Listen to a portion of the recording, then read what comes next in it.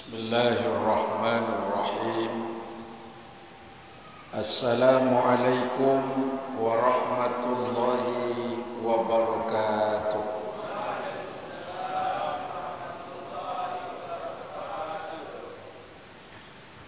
Bapak Ibu sehat ya? Sehat semua? Tidak ada yang paling membuat kita bahagia, salah satunya Allah berikan sehat. Sehat jasmani, sehat rohani. Maka kesehatan itulah salah satu nikmat yang harus kita jaga, kita harus syukuri dalam hidup. Alhamdulillahi Rabbil Alamin. Wa bihi nasta'inu ala umuri dunya waddin. Wassalatu wassalamu ala asrafil anbiya'i wal mursalin Sayyidina wa maulana Muhammadin wa ala alihi wa sahbihi ajma'in.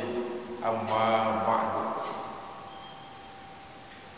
Sudah beberapa hari bulan Rabiul Awal sudah meninggalkan kita.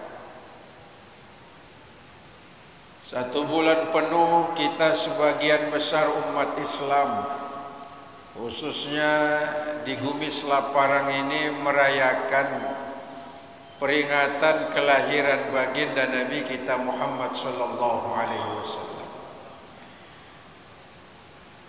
Tentu selesai Maulid bukan selesai semuanya. Kalau bulan Maulid kita rajin sedekah, bukan berarti selesai Maulid selesai sedekah. Kalau Maulid rajin kita baca sholawat, selesai Maulid semestinya tambah rajin bersolawat. Kalau bulan Maulid begitu tinggi kecintaan kita kepada Nabi, semestinya selesai Maulid lebih besar dan lebih tinggi lagi kecintaan kita kepada Rasulullah sallallahu alaihi wasallam. Apa yang tersisa dari perjalanan Maulid? Pertama, makin merasakan kerinduan diri kita kepada baginda Nabi, akan tentang bagaimana masanya nanti kita bertemu dengan Rasulullah sallallahu alaihi wasallam. Bapak-bapak rindu enggak ketemu dengan Nabi? Rindu ya. Kalau ibu-ibu rindu juga ya. Kalau kita rindu kepada Nabi, semestinya kita jadikan Nabi sebagai idola dalam segala hal. Saat ini mohon maaf, anak-anak muda kita lebih mengidolakan artis daripada mengidolakan Nabi. Menjadikan artis menjadi idola dalam hidupnya. Padahal artis hari ini tidak lebih baik daripada kita yang mengidolakan mereka. Ada artis yang tiap hari kerjaannya apa? Jual paha sama jual dada saja, maaf. Cantik memang, ganteng memang, tapi tidak ada yang kita bisa ambil dari orang-orang yang semacam itu. Maka Maulid yang sudah lewat ini pelajaran berharga bagi kita yang masih hidup, terutama adik-adik remaja, supaya mengidolakan Rasulullah sallallahu alaihi wasallam. Karena Nabi menjadi sumber keselamatan dunia akhirat. Apakah artis yang kita idolakan bisa membela kita di hadapan Allah nanti? Bisa? Tidak. Apakah artis yang kita banggakan sampai kita tiru, gaya omongannya ditiru, gaya jalannya ditiru, gaya rambutnya ditiru, gaya penampilan pakaiannya ditiru, apakah dia bisa memberikan syafaat pada hari kiamat? Tidak. Maka jangan pernah mengidolakan sesuatu yang tidak bisa membela kita di hadapan Allah. Kalaupun kita perlu idolakan, ya idolakan orang tua kita. Orang tua yang peras keringat banting tulang tiap hari tanpa mengenal capek dan lelah mencari rezeki. Ketika mereka dapat rezeki, dibelanjakan untuk membiayai hidup anak-anaknya, menyekolahkan anak-anaknya, membiayai kuliahnya. Semestinya mereka orang tua kalian yang harus kalian idolakan dalam hidup. Dalam Al-Quran Allah jelaskan, wa qadha rabbuka alla ta'budu illa iyyahu wa bil walidaini ihsana. Allah sudah memastikan dan menjelaskan kepada kita, alla ta'budu illa iyyahu. Tidak boleh kita menyembah kecuali hanya menyembah Allah. Ayat ini dilanjutkan dengan kalimat wa bil walidaini ihsana, dan berbuat baiklah kepada kedua orang tua. Perintah beriman dan beribadah kepada Allah digandeng dengan perintah untuk mentaati kedua orang tua. Maka idolakan orang tua. Mungkin orang tua kita maaf tidak sekolah, tidak sarjana, tidak berpendidikan, penampilannya seperti orang kampung, tapi jasanya sangat besar, tidak bisa ditukar dengan dunia beserta seluruh isinya, kata Nabi. Saking besar jasa dari orang tua kita. Pernah Nabi ditanya oleh seorang sahabat, ya Rasulullah, setelah saya berbakti kepada Allah dan Rasulnya, kepada siapa saya harus berbakti? Ibumu. Lalu setelah ibu siapa lagi ya Rasulullah? Ibumu. Lalu setelah ibu siapa lagi ya Rasulullah? Ibumu. Sahabat ini bertanya lagi, kepada siapa saya harus berbakti? Allah sudah, Rasulullah sudah, ibu. Baru yang ketiga kata Nabi, bapakmu. 3-1, Pak. Ibu 3, bapak. Ibu 3, bapak. Tuh, ya Bu, ibu 3, bapak. Ibu 3, bapak. Ini kalau nyebut 3 ibu paling cepat nih Bapak. Maksudnya 3 kali ibu disebut oleh Nabi, baru bapak. Kenapa ibu 3 kali disebut oleh Nabi? Yang ngidam ibu, yang mengandung ibu, yang melahirkan ibu, yang menyusui 2 tahun siapa? Ibu. Gak cuman anak disusui, bapaknya juga disusui. Suaminya maksudnya kan. Dibesarkan dengan keringat, cucuran air mata.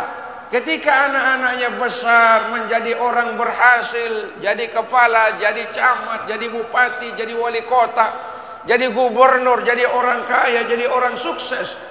Orang tua tidak pernah mengharapkan belas kasih atau imbalan dari kebaikan yang dilakukan. Maka idolakan orang tua kita.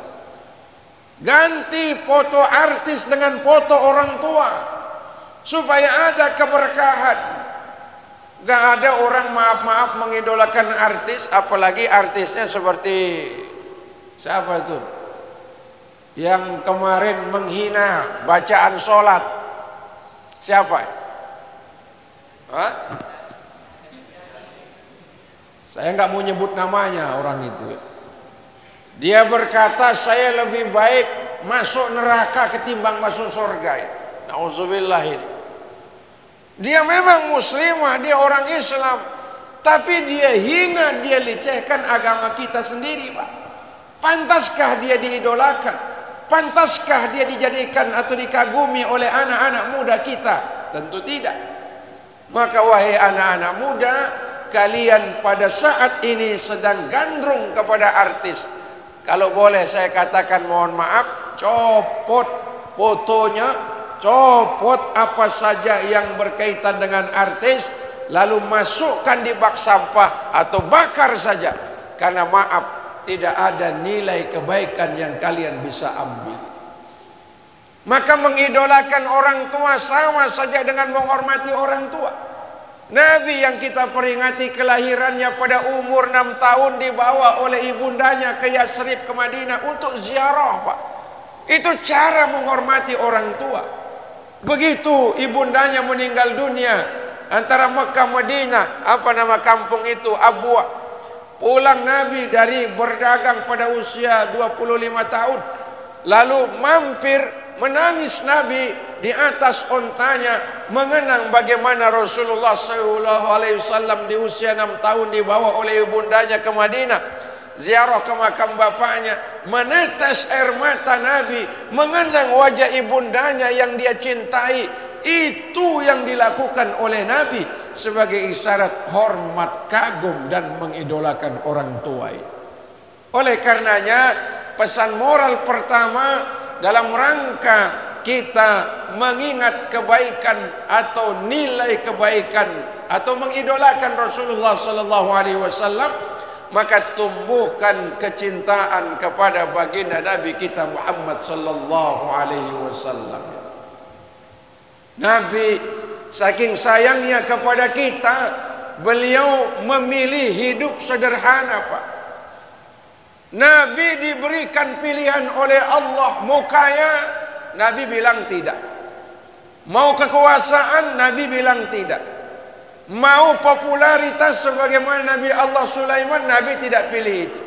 Nabi pilih hidup sederhana sebagai bagian dari cintanya kepada kita umatnya. Makanya doa Nabi yang sangat populer, saya pernah sampaikan, Allahumma ahyini miskinan, hidupkan saya dalam keadaan miskin. Wa tawaffani miskinan, matikan saya dalam keadaan miskin. Wa hasirni yaumal qiyamati fi zumratil masakin, dan kumpulkan saya bersama umat-umatku yang miskin-miskin, kata Nabi. Maknanya apa? Satu sisi Nabi menampakkan kecintaannya kepada kita umatnya, sekaligus juga memberikan efek pendidikan betapa hidup sederhana itu penting.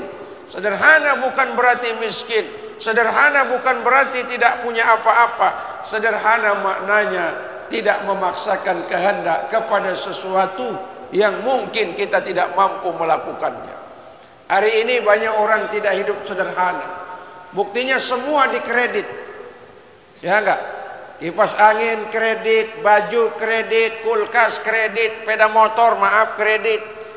Jangan-jangan mas kawin istrinya juga dikredit, ya kan? Betul nggak, Bu? Mudah-mudahan jangan, Pak. Kalau memang dikredit segera dilunasi, ya.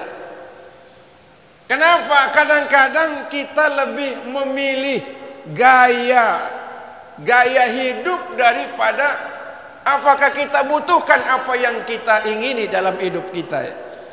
Keinginan tuh nggak pernah habis, Pak. Selesai satu muncul yang lain, selesai yang lain tambah juga keinginan-keinginan berikutnya. Sudah punya sawah 1 hektar, pingin lagi tambah 5 hektar. Iya. Sudah punya istri muda, cantik, bahenol, kuning langsat, melihat di luar ingin tambah kawin lagi. Ya enggak, Pak? Yang bilang iya, insya Allah mau nambah lagi itu. Keinginan ini enggak pernah ada habisnya, Pak. Doanya dulu sederhana, ya Allah, yang penting cukup makan, cukup minum, cukup beli pakaian, cukup untuk membiayai hidup dan pendidikan anak-anak saya. Begitu dicukupi oleh Allah, lain lagi keinginannya. Kapan punya rumah bertingkat, ya Allah? Kapan punya Mercedes Benz, ya Allah? Harga 1-2 miliar. Kapan punya emas segede pelak beca? Macam-macam keinginan kita ini. Sebab itu mencontoh dan meneladani Nabi dalam urusan kesederhanaan penting. Nabi ditawari harta, gunung Jabal Uhud akan menjadi gunung emas. Nabi nggak mau, Pak. Coba kalau bapak-bapak ditawari oleh Allah, Gunung Renjani jadi gunung emas, mau nggak? Nggak ditawari saja rebutan Pak. Itu di sekotong berapa banyak yang mati karena menggali emas. Kalau di Jawa paling banyak emasnya Pak. Mas Joko, Mas Susilo, Mas Joko Widodo. Itu emas namanya kan. Allahu Akbar. Hadirin yang dirahmati oleh Allah, mencontoh Nabi, dalam perkara apa kita mencontoh Nabi? Ya tentu di samping ibadahnya juga mencontoh dalam kehidupan sehari-hari Pak. Nabi itu jubahnya hanya 4 seumur hidup. Kalau bapak-bapak bajunya berapa Pak? Kaosnya, kaos dalam, kaos luar, sarung, celana, celana luar, celana dalam, sepatu berapa pasang, sendal, apalagi peci, jas, sorban, baju koko, belum baju olahraga, belum baju untuk santai, banyak kita, apalagi ibu-ibu. Masya Allah, 2-3 lemari pakaiannya. Sejak menikah tahun 90, 2 lemari. Ya, begitu tahun 2000 tambah 2 lemari, 4 lemari Pak. Sampai sekarang penuh rumah isinya adalah pakaian istri kita. Dia bilang nggak punya apa-apa. Maknanya apa? Sesungguhnya boleh kita punya keinginan, tapi jangan keinginan membuat kita tersiksa Pak. Disiksa oleh keinginannya sendiri. Tiap hari peras keringat banting tulang, habis waktu dan umurnya hanya memenuhi keinginan. Yang keinginan itu kadang menyiksa kita, tidak ada tepinya, tidak ada ujungnya. Berhadapan dengan dunia ini tidak ada ubahnya seperti meminum air laut. Makin diminum makin haus, makin diminum makin tidak menghilangkan rasa nikmat dalam tenggorokan kita. Ibarat menuangkan air dalam pasir Pak.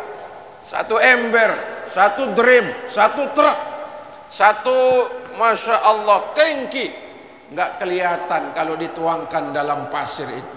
Nyesep, nyesep, nyesep, nyesep. Begitu kita manusia. Hatta zurtumul maqabir, sampai dimasukkan ke liang kubur itu. Oleh karenanya meneladani Rasulullah sallallahu alaihi wasallam adalah fardu ain bagi kita orang beriman. Karena Nabi sangat cinta kepada kita. Begitu hari Senin waktu wafatnya, datang malaikat maut, malaikat Ridwan, malaikat siapa lagi? Malaikat Ridwan, malaikat Jibril datang menghadap Nabi. Ya Rasulullah, kata 3 malaikat ini sudah saatnya kau menghadap Allah Subhanahu wa taala. Malaikat Jibril berkata kepada Nabi, ya Rasulullah, Allah berikan pilihan kepadamu, mau nambah hidup lagi di dunia atau sekarang kau langsung menghadap Allah. Kasih pilihan Pak. Kalau kita dikasih pilihan oleh malaikat Jibril, pilih mana Pak? Mau menghadap Allah atau mau langsung hidup di dunia? Kalau kita pilihannya apa Pak? Nggak ada pilihan kan? Nabi berkata terserah maunya Allah. Apa yang baik menurut Allah tentu baik menurut saya juga. Makanya Nabi pilih saat itu yang terbaik menghadap Allah Subhanahu wa taala. Lalu malaikat Ridwan membawakan pakaian yang sangat bagus datang dari surga, pakaian kebesaran Pak. Kita pakaian kebesarannya apa? Paling baju seragam ya. Kalau yang jadi guru pakaian guru. Kalau yang jadi PNS ya itu, kalau yang polisi coklat, kalau yang tentara ya hijau ya Kak. Kalau yang tuan guru kayak saya ini pakaian seragamnya pakai jubah ya. Nabi dibawakan seragam sangat bagus datang dari surga sebagai penghormatan untuk memuliakan Nabi. Subhanallah. Lalu kata malaikat Jibril, wal malaikatu saffu sufufan liyantaziruna li ruhi. Semua malaikat sudah bersap-sap menunggu kedatangan ruhmu yang sangat agung itu ya Rasulullah. Pintu-pintu surga dibuka, semua pintu neraka ditutup oleh Allah untuk menjemput ruhmu yang sangat mulia itu. Senang nggak Pak?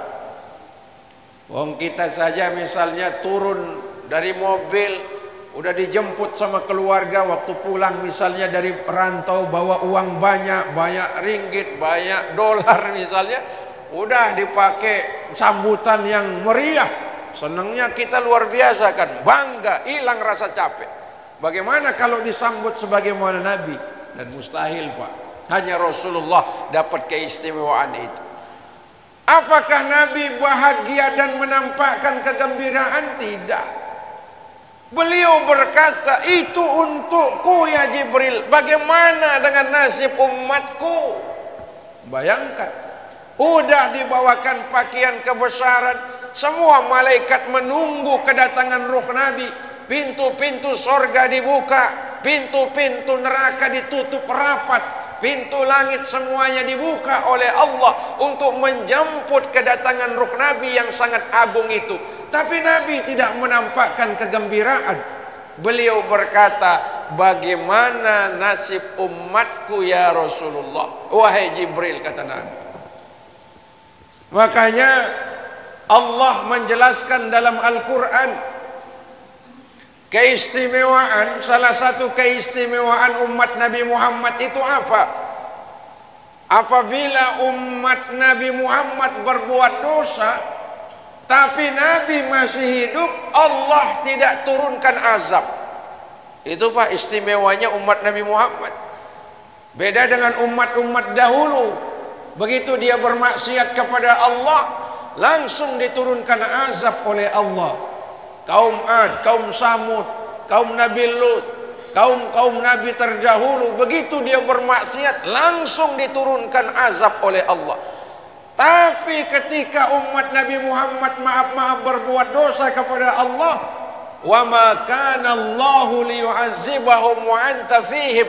Kalau ada umatmu berbuat dosa kepadaku, kata Allah, sepanjang kau masih hidup ya Muhammad, aku tidak akan turunkan azab, kata Allah. Istimewa apa tidak? Istimewa apa tidak? Sama aja dengan kita Pak.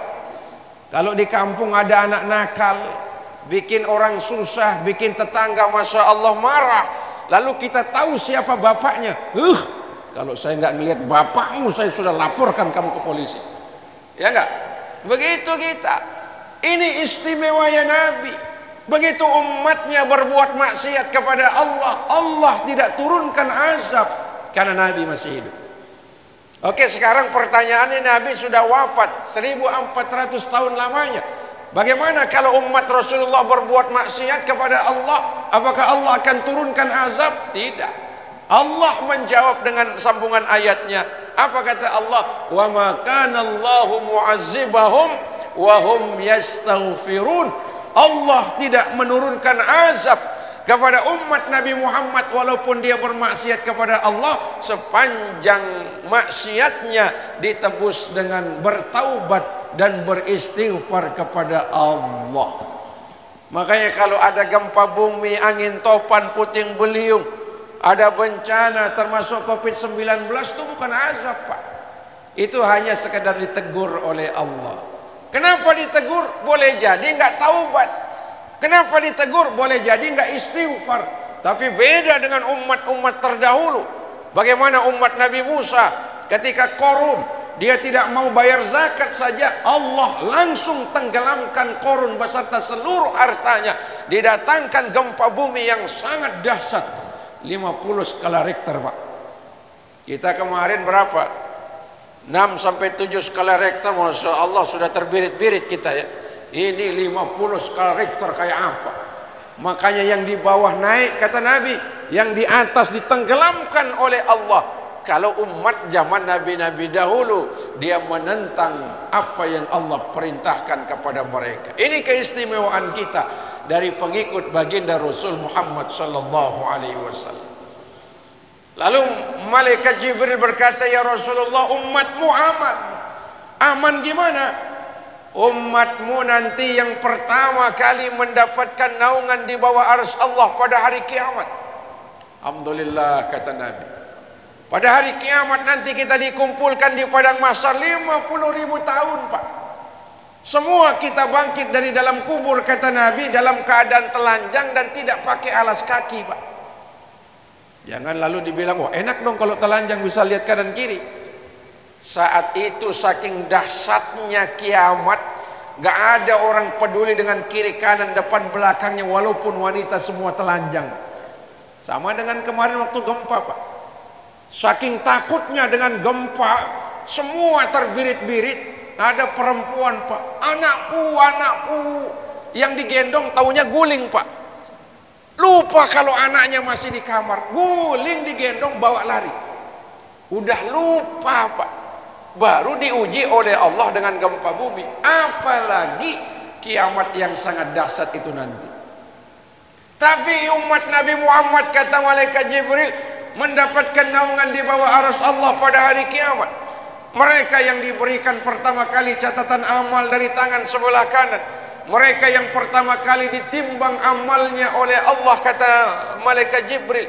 Mereka nanti yang melewati pertama kali siratal mustaqim, mereka yang pertama kali akan masuk surga, mereka yang pertama kali akan mendapatkan minum di telaga Kautsar pada hari kiamat. Al-Haud, telaga, namanya telaga Kautsar. Kalau siapa yang minum dari telaga itu, kata Nabi, dia tidak akan haus selama-lamanya selama dia menunggu pengadilan Allah Subhanahu wa taala.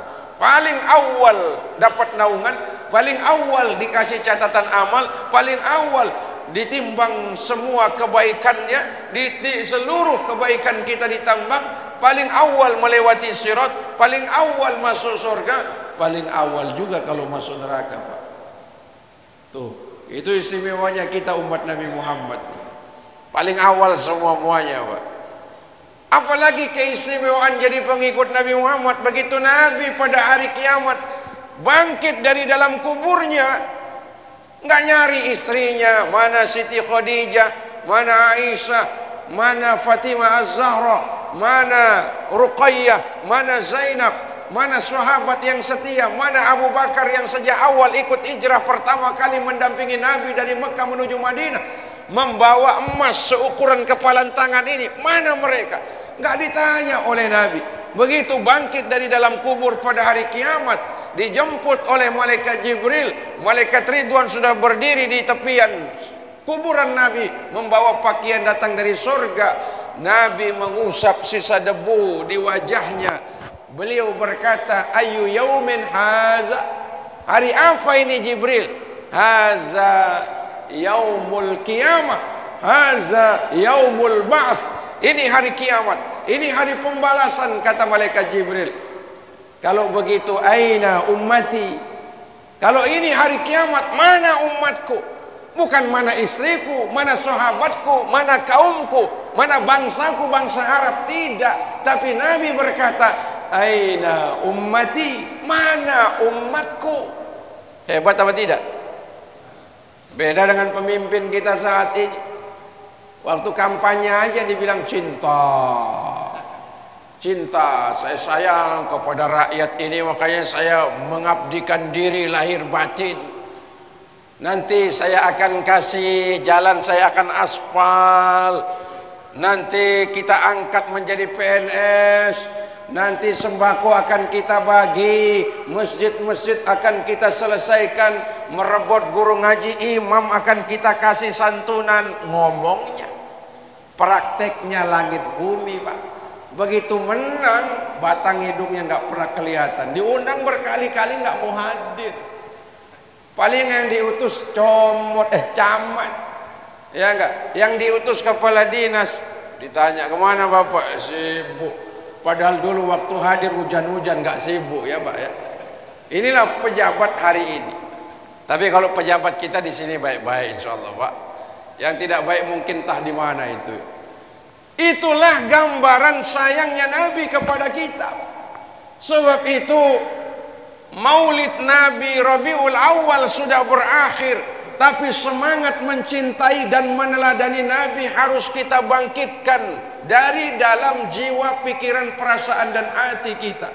Subhanallah, kalau Allah saja perintahkan kita bersolawat, innallaha wa malaikatahu yusalluna 'alan nabi Sesungguhnya Allah dan para malaikat bersolawat kepada Nabi. Bagaimana Allah bersolawat kepada Nabi? Maknanya Allah bersolawat kepada Nabi, rahmatuhu wa ridahu, rahmatnya Allah dan ridhonya Allah turun kepada Nabi. Itu makna Allah bersolawat kepada Nabi. Bagaimana salawatnya malaikat kepada Nabi? Maknanya malaikat tetap berdoa kepada Allah supaya kasih sayang Allah kepada Nabi sejak dari dunia sampai di sorga tidak putus-putus. Makanya Allah dalam sambungan ayat yang sering kita baca, ya ayyuhalladzina amanu sallu alaihi wa sallimu taslima. Wahai orang-orang beriman, kau laki, kau perempuan, kau tua, kau muda, kau alim, kau awam, kau pejabat, kau rakyat jelata, kau gagah, kau tidak gagah, maka bersolawatlah kepada kekasihku, kata Allah, Muhammad sallallahu alaihi wasallam. Sallallahu ala Muhammad sallallahu alaihi wasallam. Sallallahu ala Muhammad sallallahu alaihi wasallam. Man shalla alayya salatan, siapa yang bersolawat kepadaku, kata Nabi, satu kali saja, maka Nabi membalas solawat kita itu menjadi 10 kali. 10 kali solawat kita diijabah, dibalas oleh Allah sekali bersolawat saja. Apa maknanya 10 kali kita diberikan oleh Allah? 10 macam doa dan hajatnya diijabah, 10 jenis macam dosanya diampuni, 10 macam derajat dunia akhirat diangkat oleh Allah. Bahkan dalam satu riwayat hadis, siapa yang bersolawat kepada Nabi 100 kali, ba'da maghrib, ba'da subuh, 100 macam hajatnya langsung diijabah oleh Allah. 30 hajat di dunia langsung diberikan oleh Allah. 70 hajat di akhirat nanti diberikan oleh Allah. Kalau saat ini kita susah, kita miskin, kita menderita, banyak masalah, maka tebus kesusahan dan penderitaan itu dengan memperbanyak sholawat. 100 kali ba'da maghrib, 100 kali ba'da maghrib, 100 kali ba'da subuh.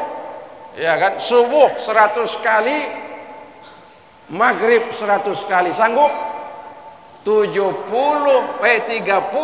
hajatnya insya Allah diijabah oleh Allah, kata Nabi. Siapa sih yang tidak perlu di dunia ini?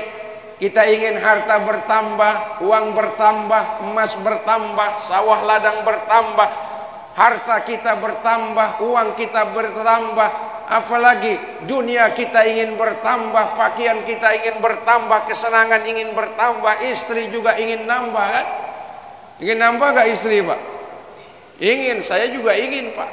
Subhanallah. Siapa yang maaf ibu-ibu yang ingin diberikan segala hajatnya dalam perkara dunia oleh Allah, kata Nabi, 100 kali berselawat ba'da maghrib atau ba'da subuh, 30 macam hajat dunia diijabah, 70 macam hajat di akhirat insya Allah dikabulkan Allah subhanahu wa ta'ala. Yang terakhir, menampakkan kecintaan kepada baginda Rasul Muhammad sallallahu alaihi wasallam. Jadikan Nabi dalam setiap ibadah kita menjadi idola juga. Ibadahnya dicontoh. Salat sunatnya Nabi sampai bengkak, Pak, sampai bengkak kakinya. Hari ini banyak orang yang bengkak kakinya. Kenapa? Asam urat.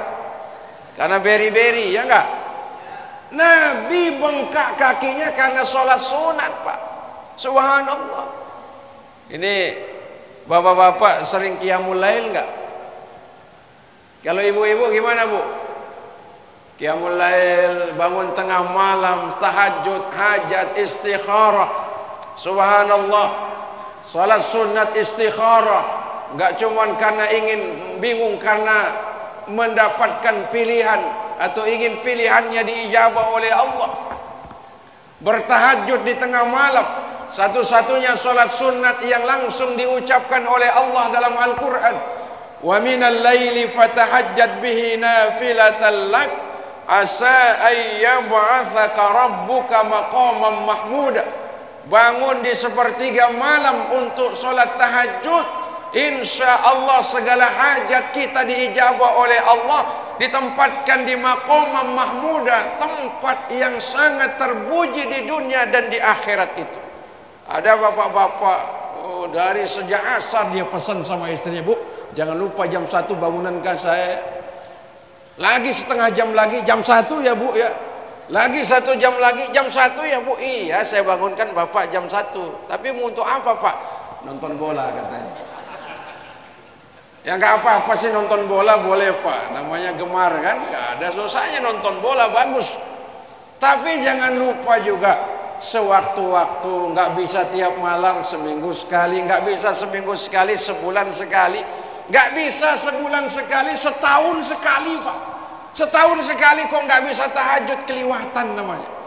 Menampakkan kecintaan kepada Nabi, hidupkan amalannya, hidupkan kebaikannya, hidupkan ketaatannya. Karena begitu kita mati Pak, harta tidak dibawa mati, rumah tidak dibawa mati, istri tidak dibawa mati, itu emas segede rantai becak nggak dibawa mati. Tinggallah diri kita dengan amal soleh kita. Kalau amal soleh kita banyak, insya Allah aman, selamat kita Pak. Tapi kalau amal ibadah kita pas-pasan, di dunia aja kalau harta pas-pasan kelihatan lebih menderita daripada bahagia, ya enggak? Punya uang, gajinya sebulan 2 juta, ingin jalan-jalan ke mana kayak seperti orang lain, udah mikir ini hanya 2 juta untuk tiap hari, belum bayar listrik, bayar air, belanja sekolah anak, itu yang kuliah. Udah nggak bisa kemana-mana, kayaknya terbatas hidup kita ya. Itu di dunia, apalagi nanti di akhirat Pak. Sebab itu mencintai Nabi bukan hanya sekadar memperingati kelahirannya, mengucap menyebut namanya, tapi yang jauh lebih penting dari itu, mencontoh ibadahnya, baik sholat fardunya, baik sholat sunnatnya, baik ibadah saumnya. Nabi itu ketika ditanya oleh sahabat, ya Rasulullah, kenapa kau perintahkan kami melaksanakan puasa pada hari Senin dan hari Kamis? Zalika yaumun ulitu fihi, karena hari Senin aku dilahirkan. Yang kedua, pada hari Senin itu aku diwafatkan, kata Nabi. Jadi Nabi tahu kapan beliau meninggal. Itulah salah satu bentuk keistimewaan Nabi, dia tahu kapan akan meninggal dunia. Kalau kita tahu nggak tahu ya. Kalau dikasih tahu takut kita Pak. Ya kalau nanti Allah bilang tinggal 40 tahun, oh semangat kita Pak. Kalau dikasih tahu nanti ketua masjid mati seminggu lagi, waduh, misal ini maaf mana ketua masjid. Insya Allah sehat Pak ya, sehat panjang umur ya. Ini cara kita mensugesti kita Pak. Karena hanya iman dan amal soleh menjadi bekal yang paling baik. Wa tazawwadu fa inna khairuz zadi taqwa. Sebaik-baik bekal dalam perjalanan nanti di alam barzah dan di akhirat adalah takwa kita. Sedekah itu bukti takwa, silaturahim itu bukti takwa, kita melaksanakan rukuk dan sujud kepada Allah bukti takwa, kita dengarkan pengajian tiap seminggu atau tiap bulan sekali, ini tanda takwa. Kita membantu orang tua kita hatta walaupun dengan tenaga, itu bukti takwa. Kita menjaga hubungan karib kerabat jiran di mana kita tinggal, itu tanda takwa. Bahkan kita senyum kata Nabi, itu juga tanda takwa. Tapi jangan kalau yang tua senyumnya seadanya, kecut. Ya kan, kalau yang gadis senyumnya 100% ya. Kalau yang tua-tua nggak mau disalami, begini tangannya, ya Bu. Tapi kalau yang gadis, yang ketawa pengalaman tua. Allahu Akbar. Jadi sesungguhnya insya Allah kita sudah takwa. Tapi bukan takut istri tua makna takwa Pak. Takwa maknanya imtisalul awamir wajtinabun nawahi, seorang khatib membaca khutbah tidak berwasiat takwa karena takwa itu rukun khutbah, nggak sah khutbahnya, nggak sah juga Jumatnya. Maka begitu dia salam, lalu dia duduk, lalu dia mengucapkan tasbih tahmid kepada Allah, lalu dia berwasiat.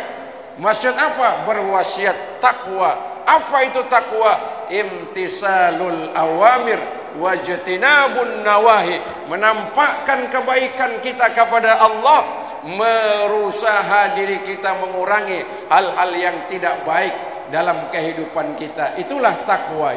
Hari ini di tengah-tengah kesibukan kita masing-masing, capek di kantor, capek mencari nafkah, capek mungkin dari pasar, capek itu bercocok tanam di ladang, di sawah, di kebun, capek kita tiap hari mencari sesuap nasi. Tapi capek kita tidak terasa ketika kita hadir rukuk dan sujud, mendengarkan ayat-ayat Allah dan hadis Nabi dibacakan kepada kita. Itu sesungguhnya bagian dari takwa kepada Allah. Makanya berbekallah dengan takwa, karena takwa itu bagian dari bekal yang paling baik yang mengantarkan kita, memudahkan urusan kita dalam perjalanan alam barzah, meringankan urusan kita begitu kita berhadapan dengan pengadilan Allah, bahkan insya Allah menjadi penyebab kita bertemu dan berjumpa dengan Allah Subhanahu wa ta'ala. Sudah Isa? Ya, ada yang bertanya, biasanya ada pertanyaan. Ada pertanyaan? Baik jamaah yang dirahmati oleh Allah, yang terakhir, cara kita meneladani Rasulullah sallallahu alaihi wasallam, hidupkan juga sunnahnya. Sunnahnya yang ringan-ringan saja, Pak. Ini kayak yang muda pakai jubah, Nabi pakai jubah, Pak. Kalau yang mampu pakai jenggot, Pak. Panjangkan jenggotmu, lalu kata Rasulullah, kuris. Apa yang dikuris? Kumismu, kata Nabi. Ini namanya syarib, kumis. Dihilangkan kumis itu, dipanjangkan jenggot, Pak. Tapi kalau jenggotnya nggak panjang-panjang, ya cukup, yang penting ada, Pak. Saya tuan guru nggak bisa, hanya 2-3 lembar nggak apa-apa, yang penting ada. Jangan lalu dibeli minyak yang bisa menyebabkan, nggak perlu, Pak, ya. Bisa 2 helai nggak apa-apa. Ini tanda mencintai Nabi. Nabi itu pakai topi, Pak. Rambutnya panjang sebahu. Kadang Nabi melilitkan sorbannya di kepalanya, Pak. Kenapa dililitkan di kepala? Karena Arab sampai saat ini tetap panas. Maka untuk menutup daripada kepala Nabi dari sengatan terik matahari, makanya dililitkan. Itu namanya imamah. Kalau sorban di kepala dililitkan, itu imamah. Kalau sorban ditaruh di bahu macam ini namanya burdah. Kalau sorban ditaruh di meja, apa namanya, Pak? Bisa lap tangan atau lapel namanya, ya. Kalau sorban, ya seperti Bapak, apa namanya, Pak? Ya pokoknya sama, itu imamah juga namanya, kan? Intinya kita hidupkan sunnah Nabi, meneladaninya. Satu sunnahnya, kebiasaannya dalam kebaikan, seolah-olah menghidupkan semua kebiasaan Nabi. Nabi istrinya banyak, Pak.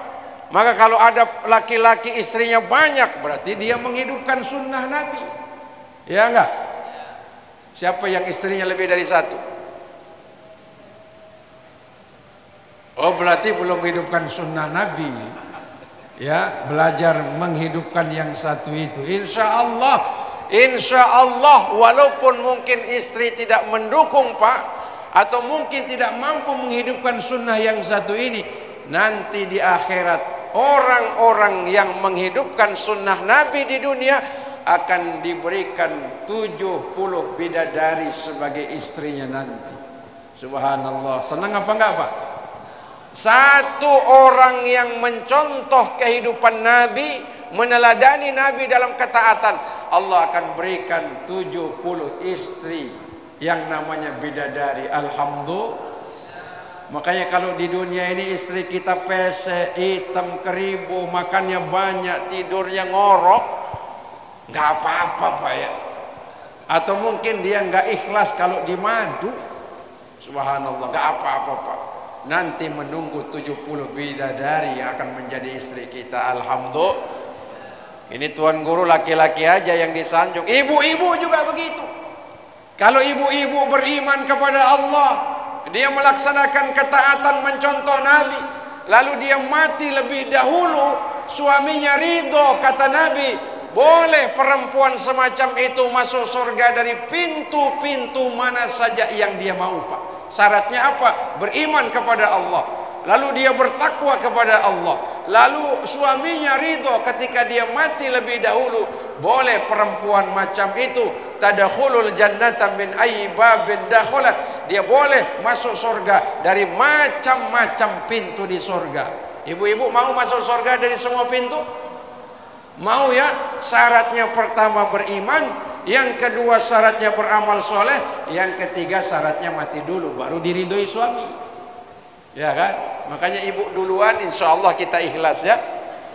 Tapi mudah-mudahan semua kita sehat walafiat, panjang umur, dilapangkan segala urusan oleh Allah, dimudahkan oleh Allah kita mencontoh dan meladani baginda Nabi, mencintainya lahir batin, menghidupkan ibadah dalam ketaatan, dan sekaligus menghidupkan sunnahnya sesuai dengan batas maksimal kemampuan kita. Semoga ada manfaatnya. Mohon maaf lahir batin. Wabillahil hidayah wa taufik. Wassalamualaikum warahmatullahi wabarakatuh.